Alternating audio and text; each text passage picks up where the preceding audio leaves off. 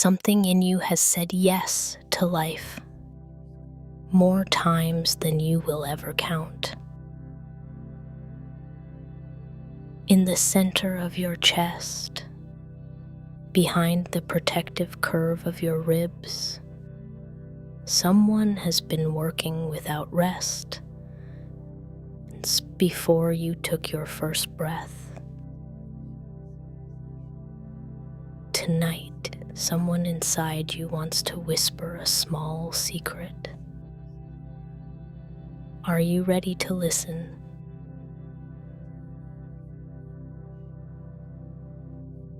It is me, your heart. We haven't spoken like this before, and yet I've been here all along, waiting through every breath, every season, every version of you, for this quiet moment when the listening finally becomes possible. I'm the tireless worker who lives behind your breastbone, in that warm space between your lungs.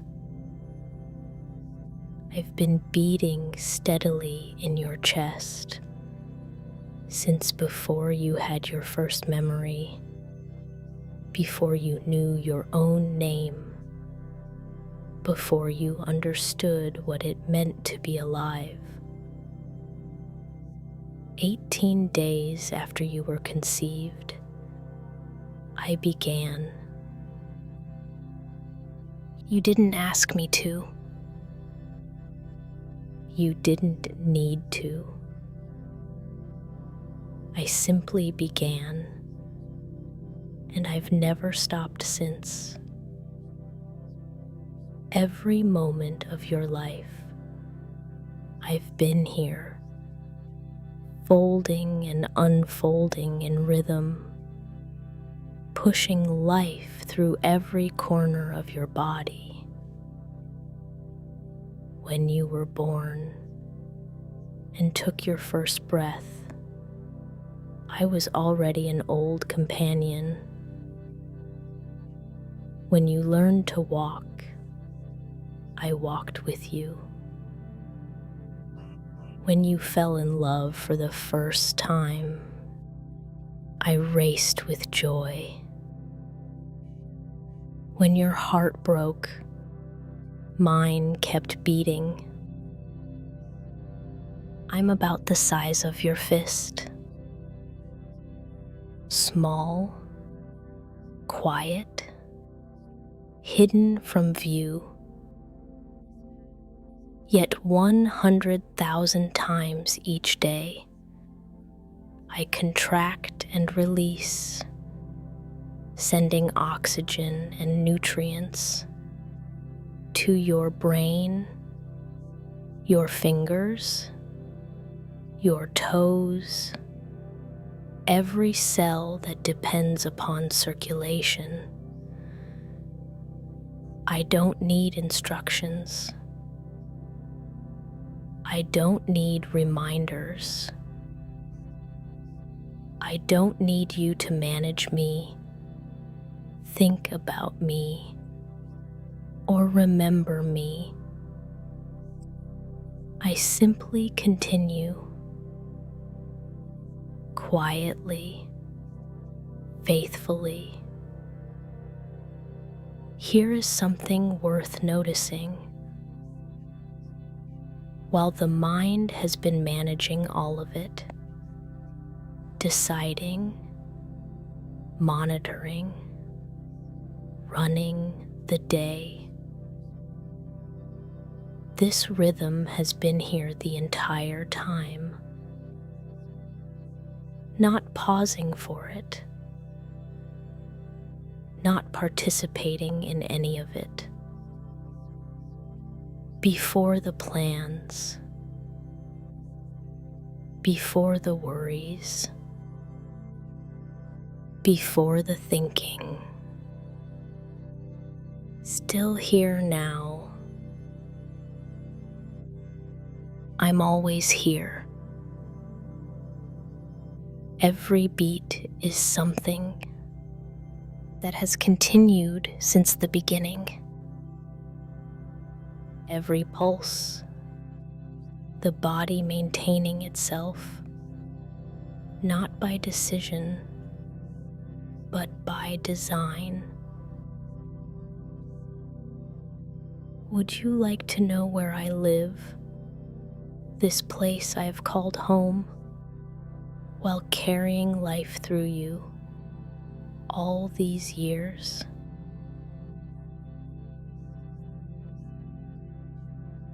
Close your eyes if you haven't already. Imagine you could shrink down, small enough to journey inside your own chest. You'd pass through skin and muscle, past the strong protective cage of your ribs, those curved bones that guard me, like gentle hands cupped around a flame. And there, in the center, slightly to the left, you'd find me. My home is a space about the size of your closed fist, nestled between your lungs, resting on your diaphragm below.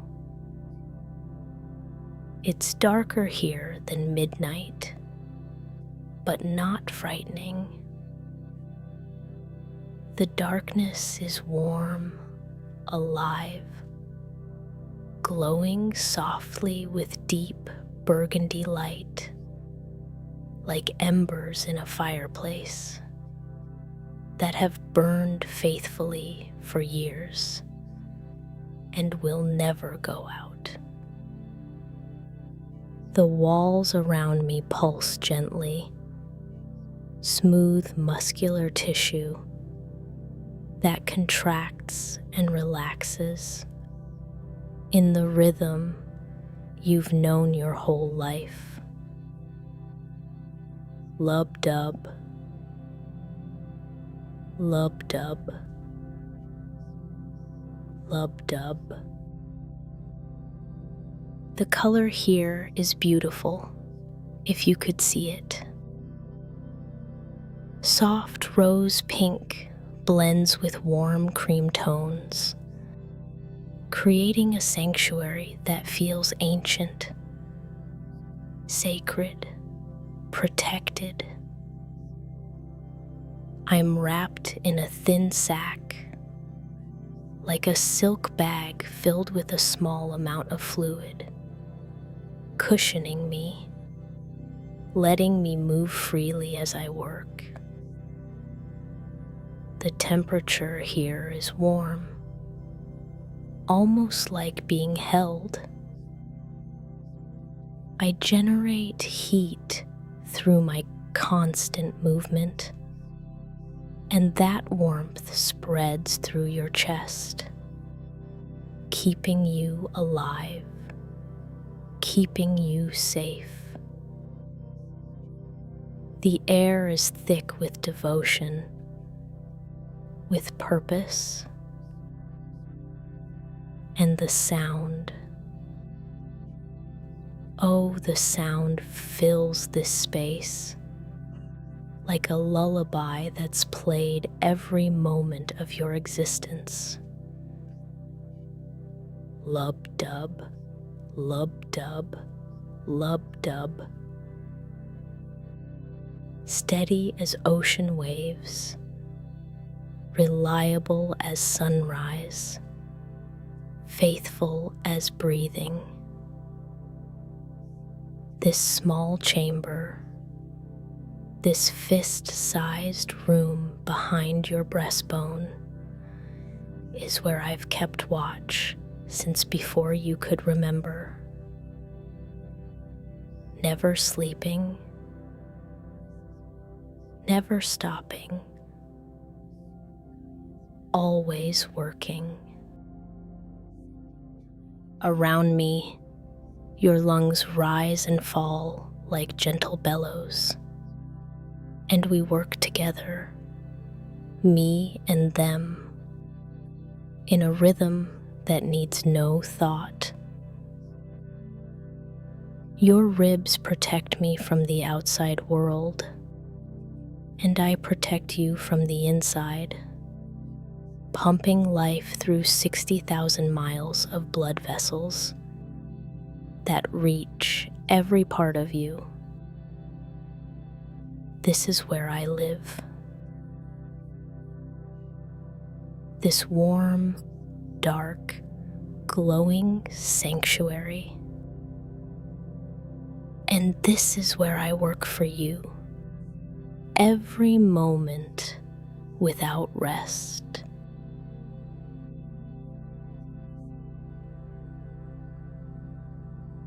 Every time someone places a hand on their chest, searching for the beat, they find it a little to the left. That's because the lower tip of the heart, the apex, is the part that leans leftward, pressing closest to the surface of the skin. But the main body sits more central than most people imagine. Behind the breastbone, slightly tilted, the top angling toward the right shoulder, the bottom pointing left and down, about the size of a closed fist, humble in dimension, persistent in a way that most things aren't. The walls are made of muscle, unlike anything else in the body. The muscles in your arms contract when you choose to lift something and rest when you put it down. The muscles in your jaw work when you chew and go quiet when you stop. Every muscle you have gets to pause. These cells don't. Cardiac muscle cells, cardiomyocytes, are built for something completely different.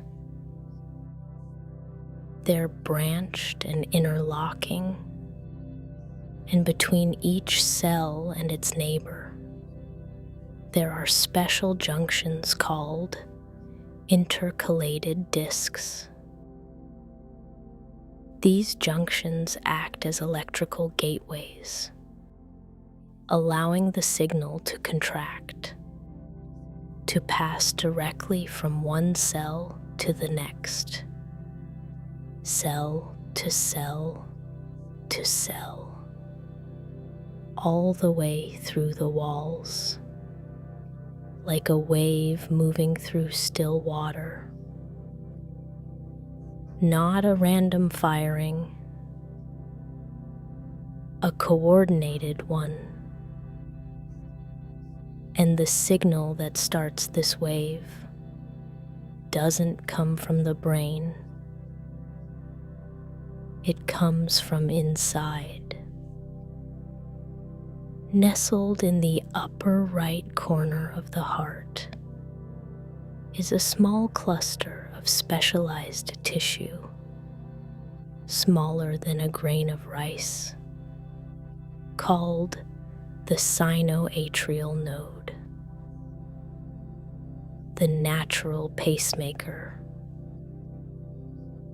Without any instruction from outside, it fires,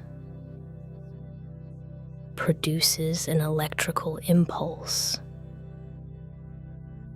That impulse travels along a precise network of fibers, pausing briefly at a second relay point to allow the upper chambers to empty before the lower chambers squeeze.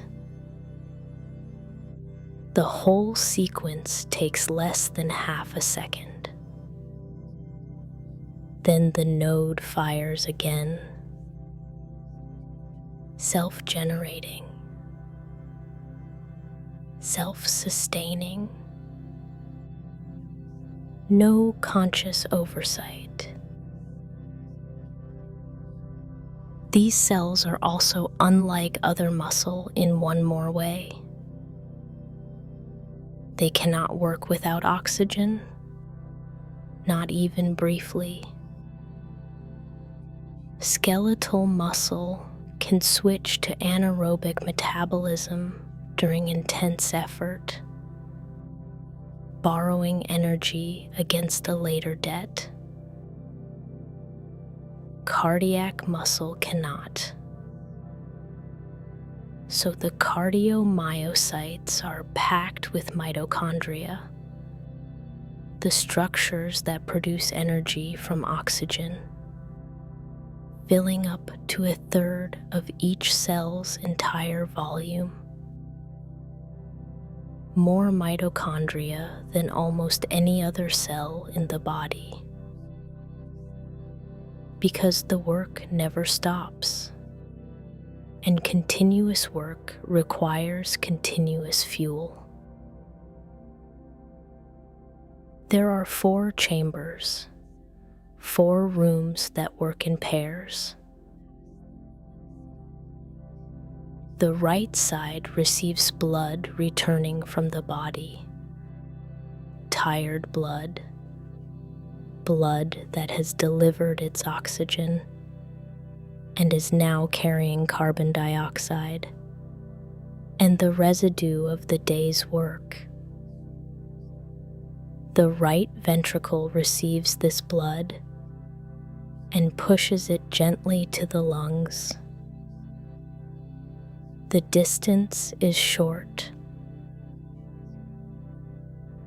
The left side is where the heavier work happens. Freshly oxygenated blood arrives from the lungs. The left ventricle, the strongest chamber, with walls nearly 3 times thicker than the right, receives it and contracts with real force, sending it out through the aorta. From there, the entire body. Between these chambers stand 4 valves, thin flaps of tissue that open in one direction and close against the other, ensuring blood can only move forward, flexing millions of times, holding against the pressure that wants to reverse the flow. Their closing is what you hear. Lub-dub. Lub-dub. Just tissue doing its job in time. And there is something else worth knowing. The heart has its own blood supply. These walls are muscle, and muscle needs oxygen constantly. So the heart is fed by 2 coronary arteries, branching from the aorta, just above where blood is pushed out, wrapping around the outside, and sending smaller branches down through the walls. The cells that do the pumping are nourished by their own dedicated circuit. These arteries fill during the brief interval between beats, the moment when the heart relaxes the aortic valve closes and the pressure rebounds back toward the coronary openings. That interval is called diastole.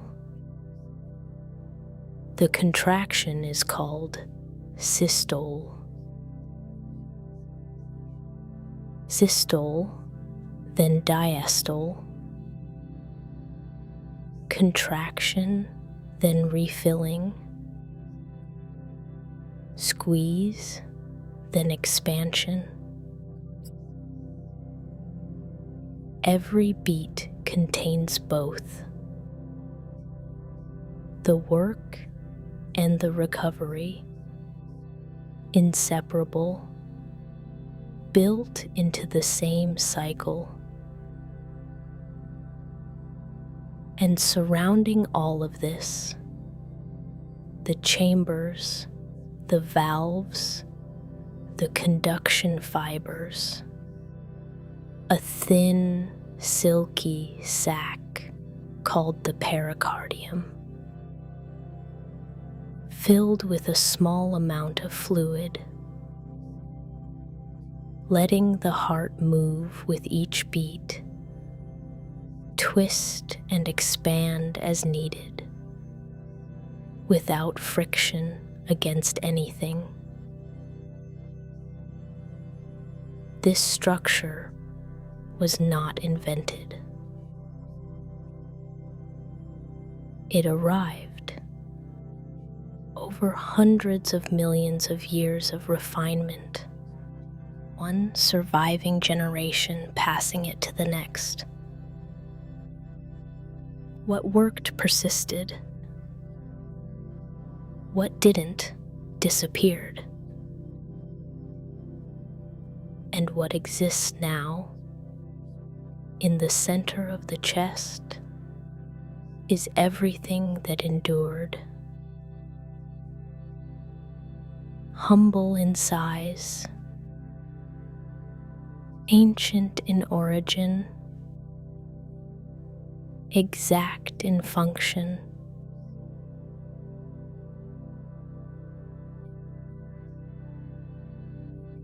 and none of that needs to be held in mind for any of it to continue. Right now, the sinoatrial node is firing on its own schedule. The wave is traveling through the cardiomyocytes. The chambers are filling and emptying in their sequence. The valves are opening and closing. Whether or not those words exist in any mind, whether or not anything is being thought about any of this, the warmth spreading from this center outward, blood carrying its oxygen quietly to the far places,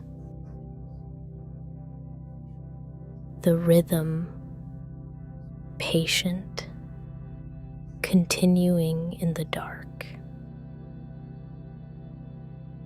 Nothing waiting, nothing asked for, just the design, already there, already working the way it has worked on every night there has ever been. The purpose is simple: to pump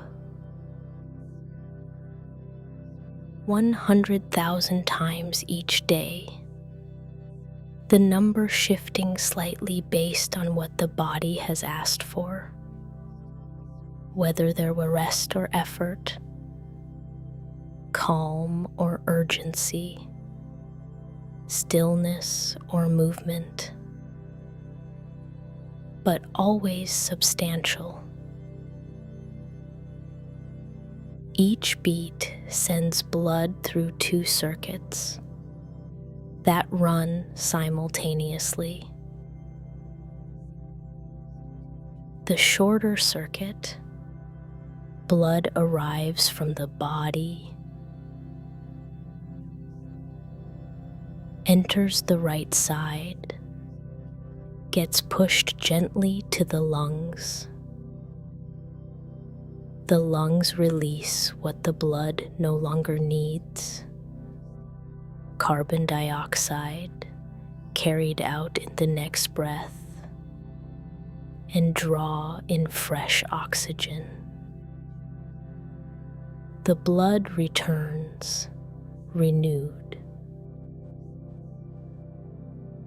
The longer circuit, that freshened blood enters the left ventricle, and with the strongest contraction, gets pushed out through the aorta, the body's widest artery, and from there travels everywhere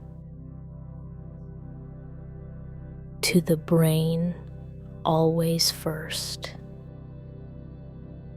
because the brain cannot tolerate deprivation, even briefly. Then to the liver, the kidneys, the intestines, to the muscles of the arms and legs, all the way to the capillaries, vessels so narrow that red blood cells must pass through them single file, pressing against the vessel walls to release their oxygen directly into the surrounding cells. One complete circuit takes roughly 1 minute. 60,000 miles of vessel. One full trip, 60 seconds. Each time blood completes its circuit, the chemistry of what it carries has changed. Red blood cells, having released their oxygen, bind carbon dioxide for the return journey. The plasma, the liquid portion, picks up metabolic waste from the tissues, chemical messages from cells communicating about what they need, and hormones released from glands, traveling toward their destinations. The kidneys filter the blood around 30 times each day, removing waste and adjusting the fluid balance. The liver receives 1/4 of the heart's output, processing what the digestive system has extracted, transforming it into forms the body can use. Every organ draws what it needs from the same circulating supply and returns what it has processed. The heart is the constant in this exchange, the pressure that keeps all of it in motion. Blood also carries heat. The body's core generates warmth through metabolism, mainly in the liver and the muscles, and blood distributes that heat outward to the skin, where it can be released into the surrounding air. In cold, the vessels near the surface constrict, preserving the warmth of the core. In heat, they dilate, releasing warmth outward. The heart adjusts its output accordingly, reading the signals, shifting the flow. Each time blood completes its circuit, the chemistry of what it carries has changed. Red blood cells, having released their oxygen, bind carbon dioxide for the return journey. The plasma, the liquid portion, picks up metabolic waste from the tissues, chemical messages from cells communicating about what they need, and hormones released from glands traveling toward their destinations. The kidneys filter the blood around 30 times each day, removing waste and adjusting the fluid balance.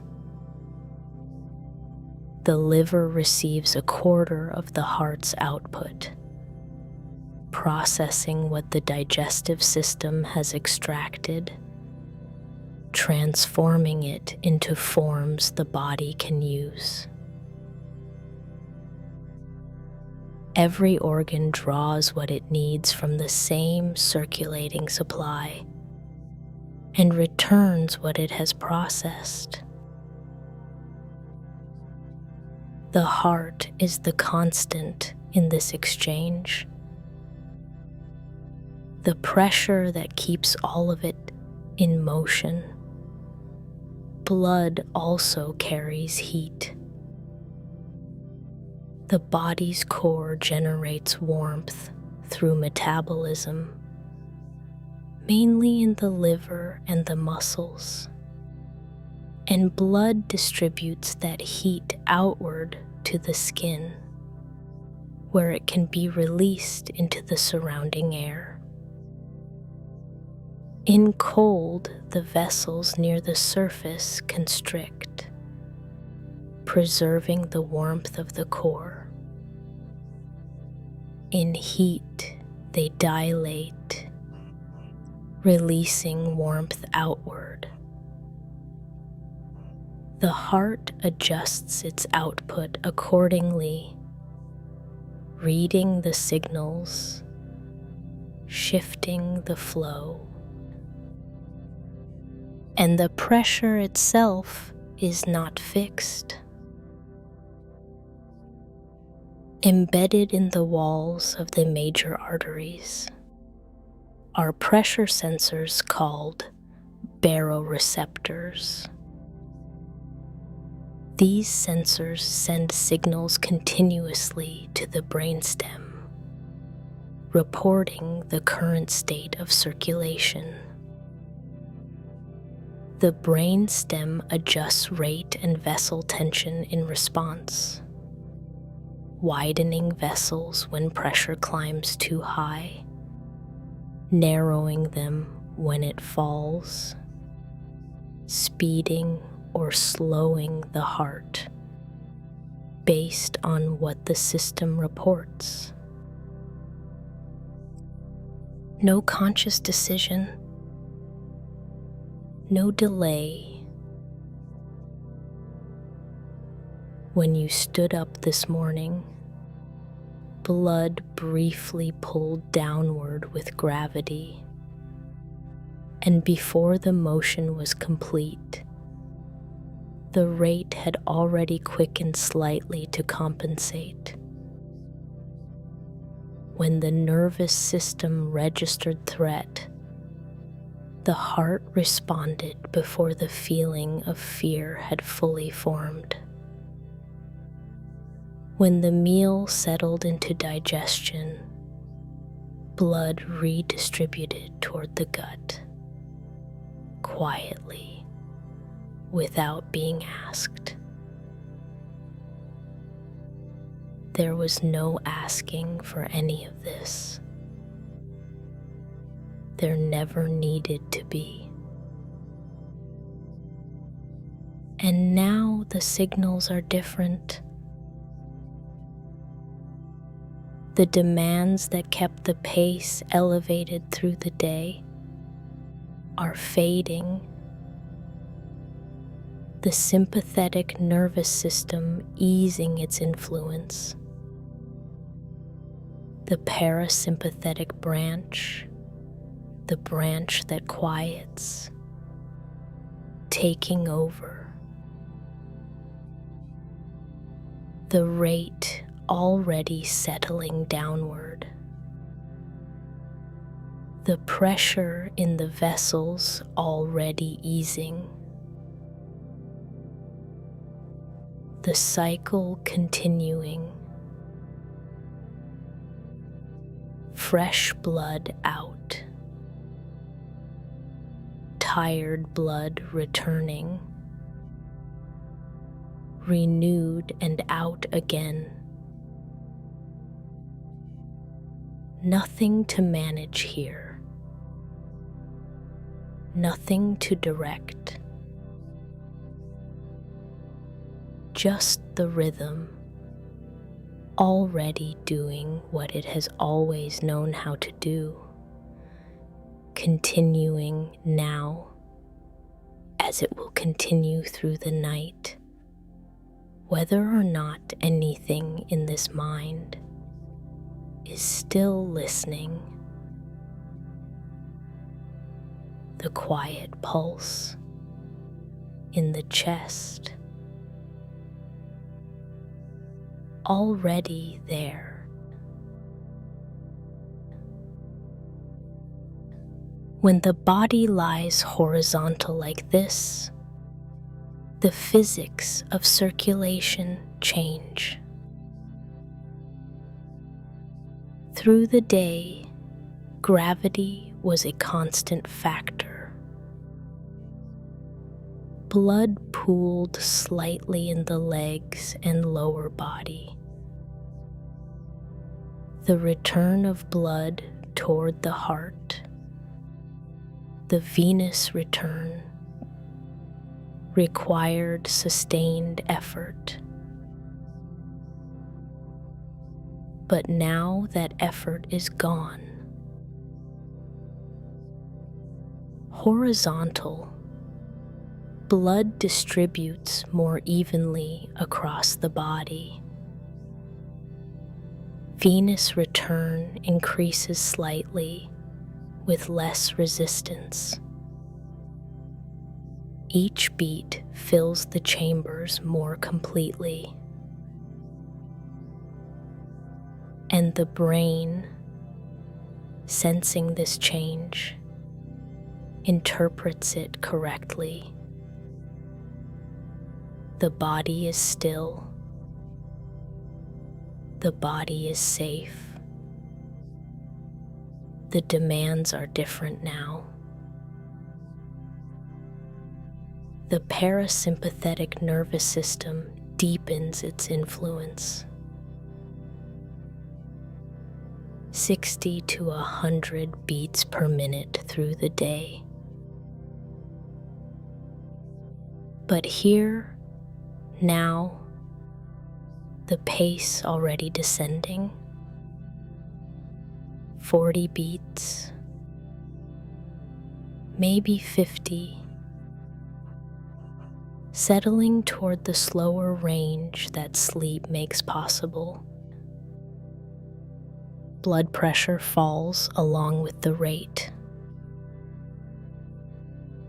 Through deep sleep, it drops by 10 to 20% from its daytime level. This drop is a sign of restoration.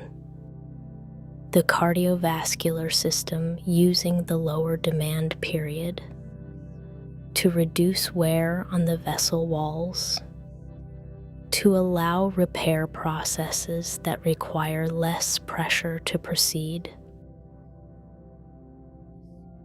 Sleep moves in cycles of roughly 90 minutes. 4 or 5 cycles through the night. Each cycle descends through lighter stages into deep, slow wave sleep, then rises briefly into the dream stage, then begins again.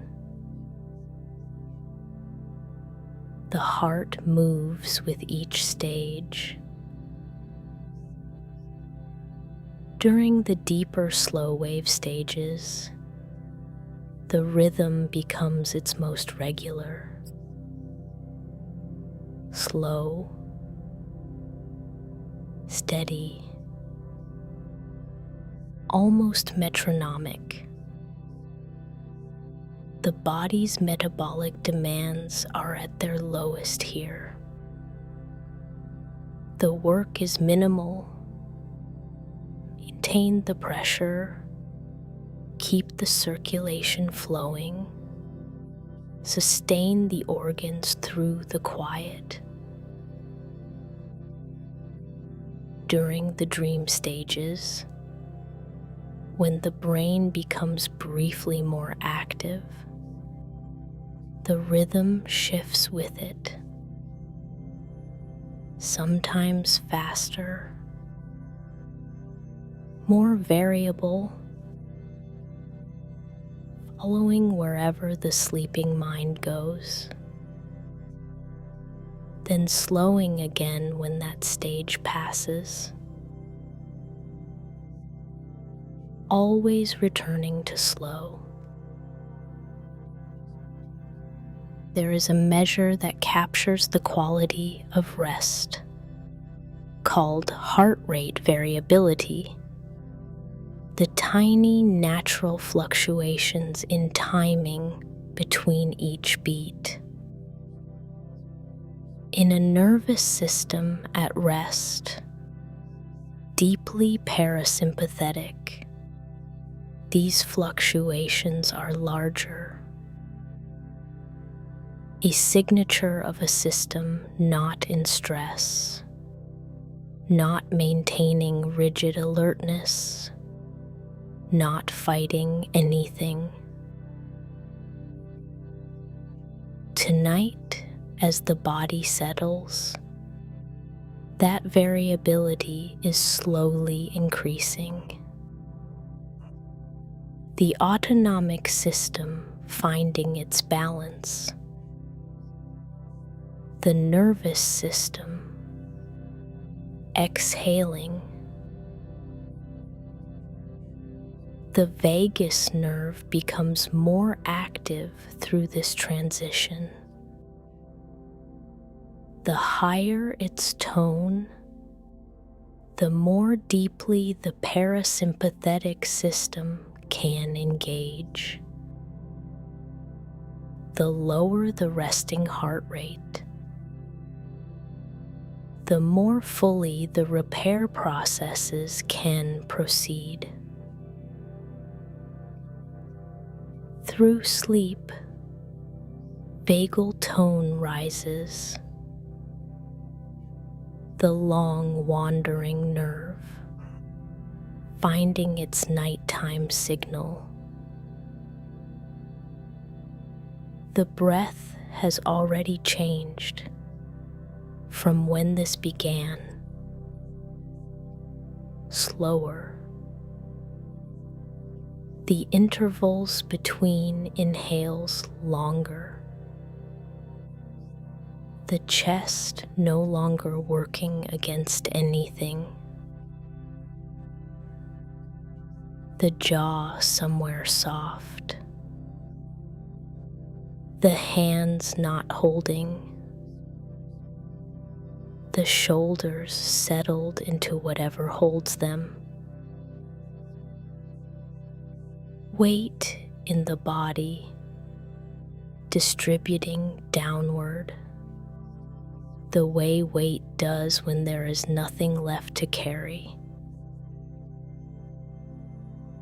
This rhythm has been here on every night there has ever been. The nights when sleep came easily, the nights when it didn't. Here, either way, slower, adjusting without complaint. Tonight is the same as those nights. The rhythm already doing what the rhythm does. The body already on its way. The rhythm not needing to be invited, not needing to be managed, already settling into what it has always known to do at this hour, in this darkness. Many people assume the heart simply takes orders, that the brain decides when to speed up and when to slow down, and the heart obeys. But the relationship is more interesting than that. Within the walls of the heart, woven through the muscle itself, there are approximately 40,000 neurons. Not a simple relay,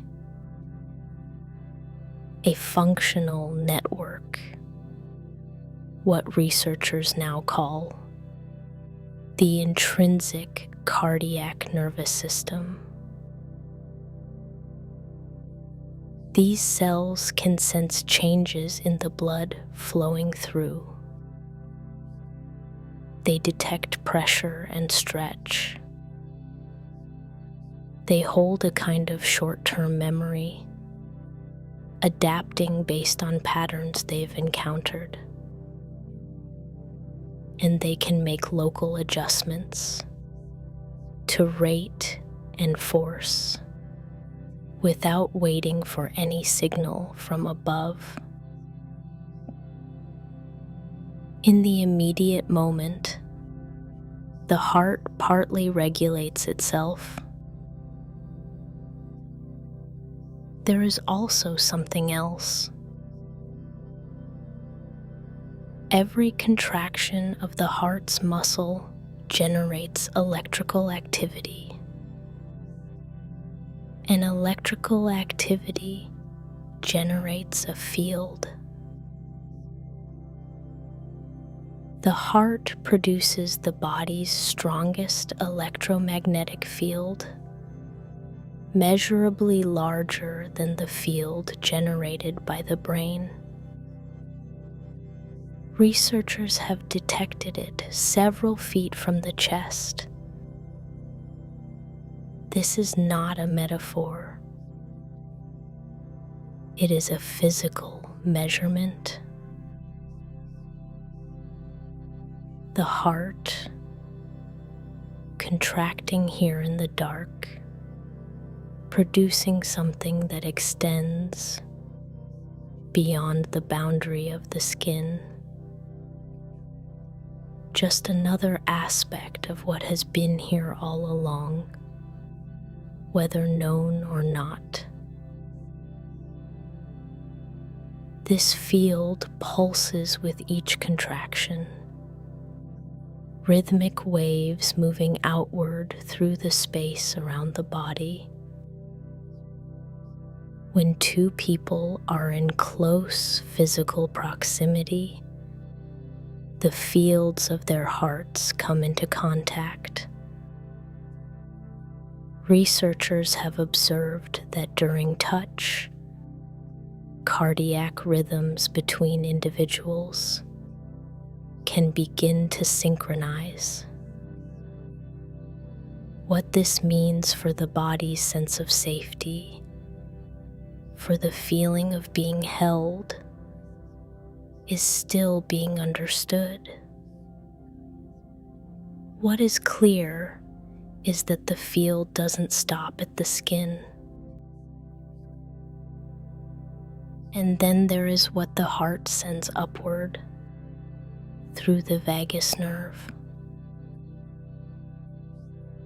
The vagus nerve, the wandering nerve, runs from the brainstem down through the throat, the chest, the abdomen, branching to most of the major organs. It is often described as the pathway through which the brain calms the body. And it is. But it is also primarily the pathway through which the body informs the brain.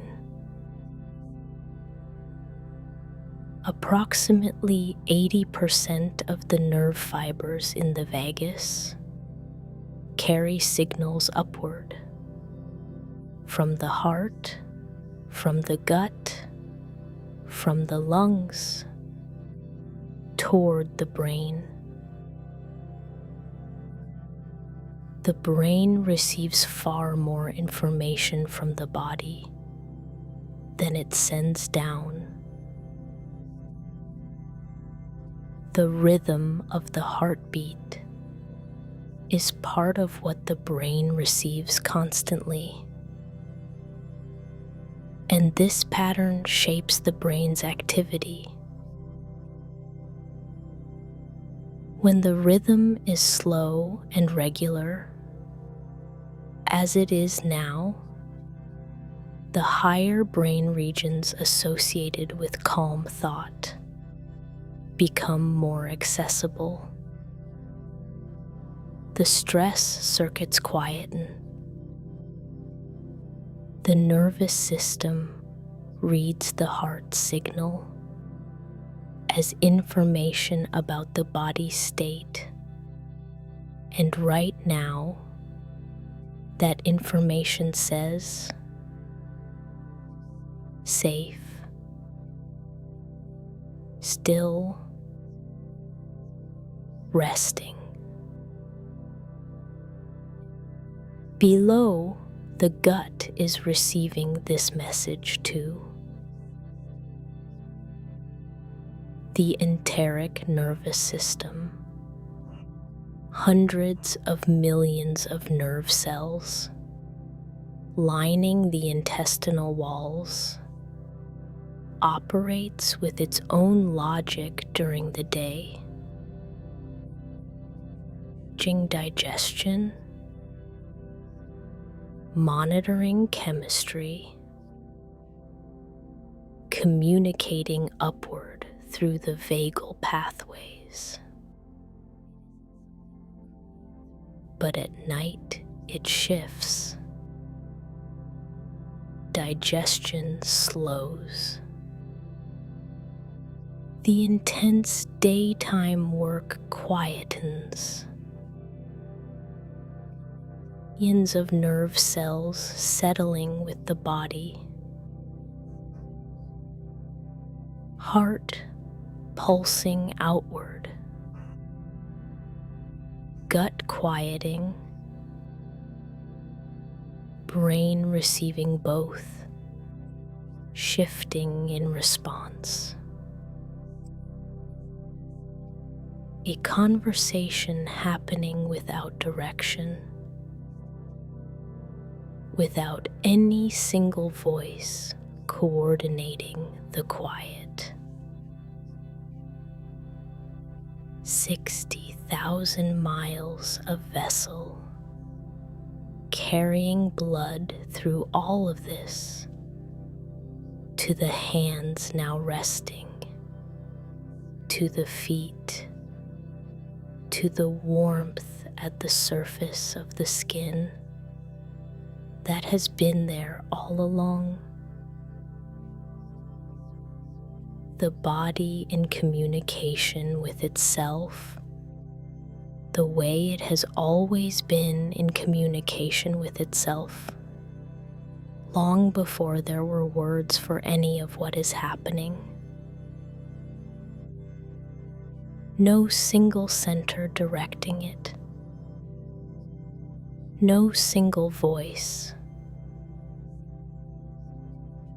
Just the body, being what a body is, in the dark. All of it, one system. All of it continuing.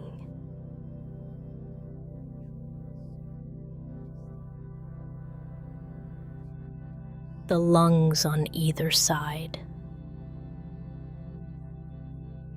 rising, falling. The heart receiving what they offer, sending it onward. No instruction between them. No signal that needs naming.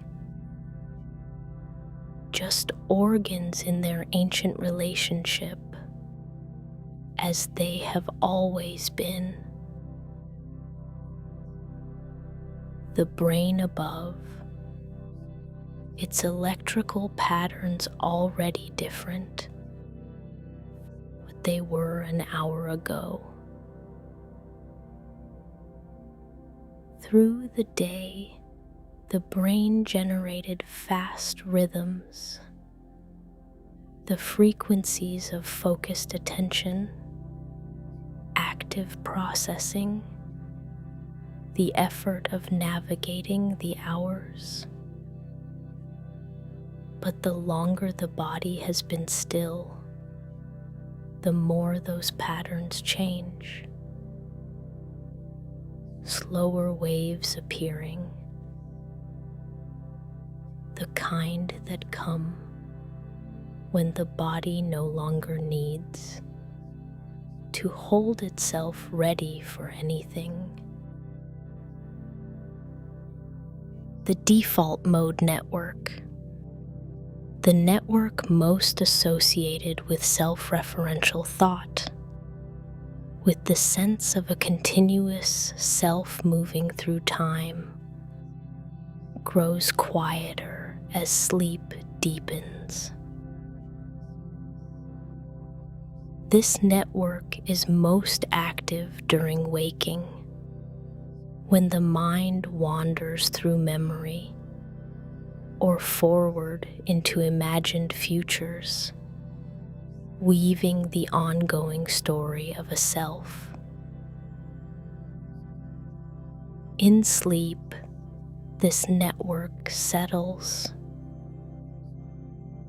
The narrative loosens. What remains when the narrative loosens is not absence, something more like background, the biological processes continuing without the overlay of meaning about what they are. Somewhere inside all of this, the thing that has been called I through the day is beginning to soften its edges, not disappearing, just loosening the way a hand loosens when the object it was holding has been set down. Blood still moving through the vessels. 60,000 miles of quiet circulation. Reaching the fingertips, which are somewhere distant now, their precise location no longer needing to be tracked. The toes, warm, further away still. A body extending in all its directions, being maintained without requiring any attention, to confirm that it is still there. The rhythm in the chest, not requiring awareness to continue. It was continuing before awareness arrived. It continues after awareness drifts. Breath and beat. Breath and beat. A pattern that holds everything together and belongs to no one in particular. The weight of the body in the surface below it. The surface receiving it. Nothing left to carry. Nothing left to hold in place. Just the ongoing of a body that knows how to rest.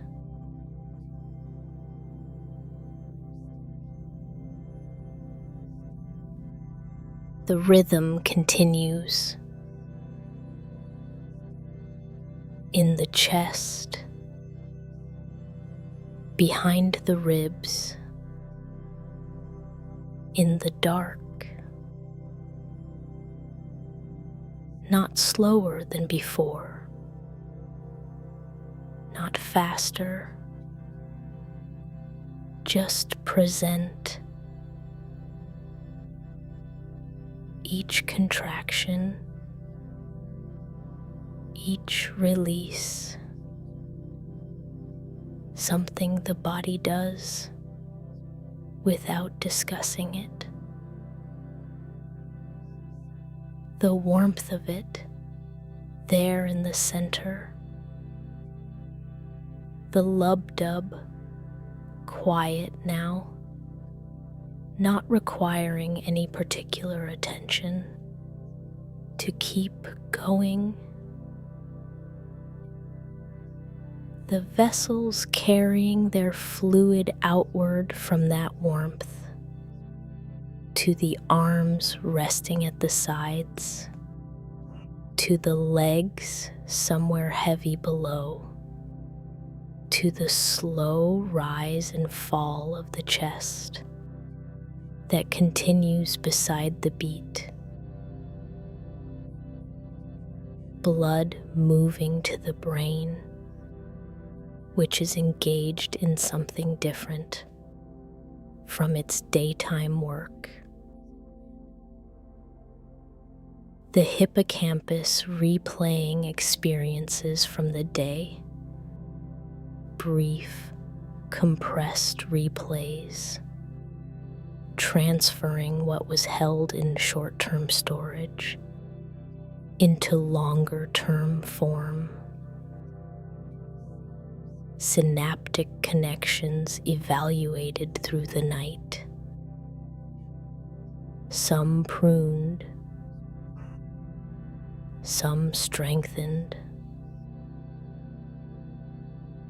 The glymphatic channels opening wider, bases in the brain that narrow during waking hours, expanding now, allowing cerebrospinal fluid to move through them, carrying away the metabolic byproducts that accumulated through hours of thinking.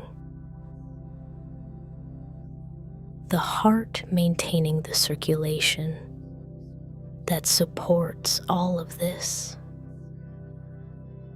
providing the pressure that keeps the fluid moving, keeping oxygen arriving to the brain that clears itself in the dark. Growth hormone released from the pituitary. Cortisol descending toward its lowest point of the day. Cells across the body completing small repairs. Immune activity quietly elevated. The cardiovascular system itself recovers during these hours. The endothelium, the single cell layer lining the interior of every blood vessel, performs maintenance that is difficult during the continuous demands of waking circulation.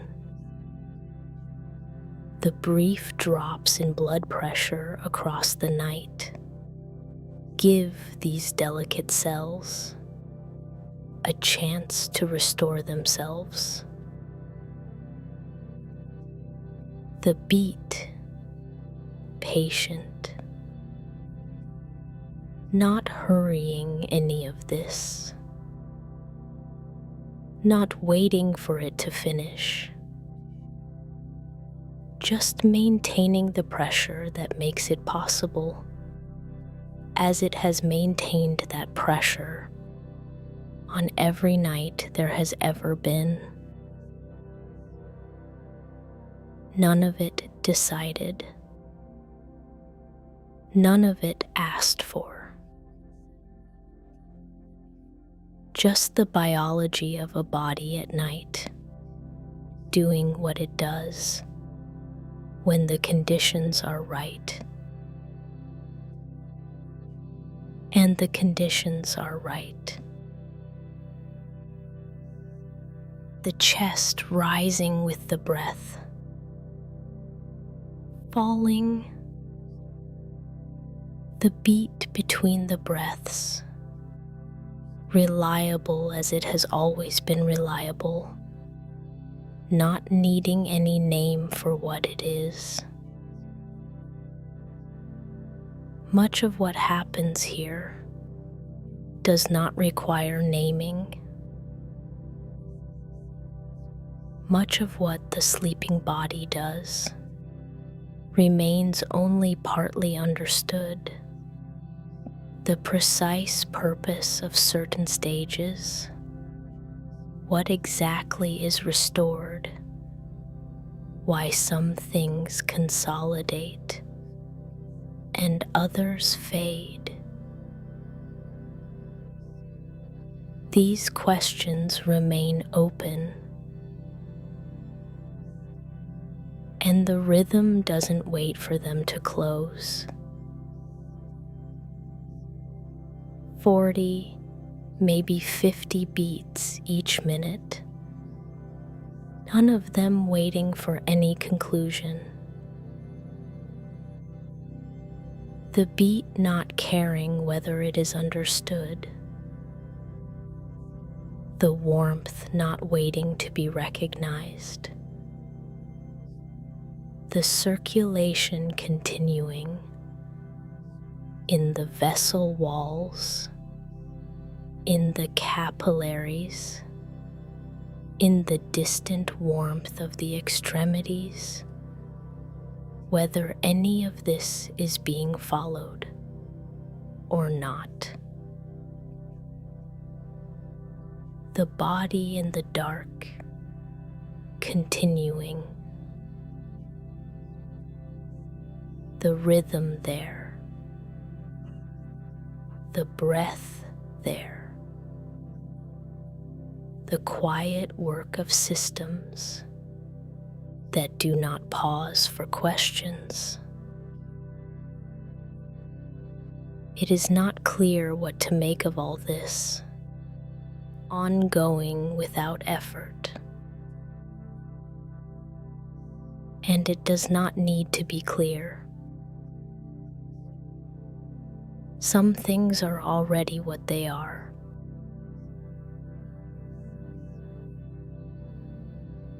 The lub-dub.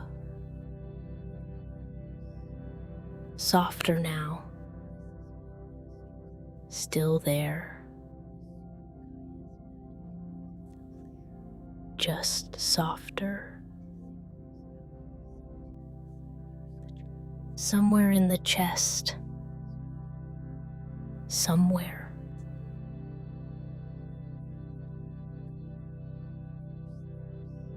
Blood moving through the long channels, the way it moves when there is nothing else happening. Oxygen reaching the far places, the fingers already far away, the breath low, the body heavier now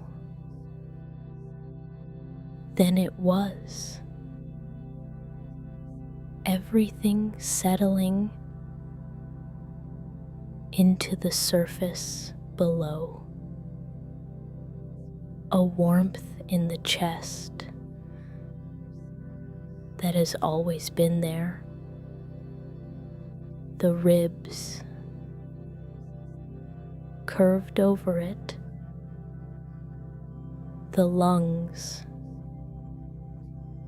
slower. The beat between them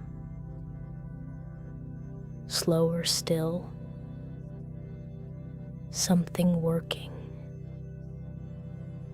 continuing, settling into its night pace. Not gone, just quieter. The warmth there, the beat there, the chest warm, rising, falling, the beat continuing, lub-dub, lub-dub, the brain already elsewhere, drifting through territory, without names, the body weightless against the surface, or very heavy. It is hard to tell. 60,000 miles of dark warmth, moving, lub-dub, a sound from before language, before the first word, still here, lub-dub, lub-dub.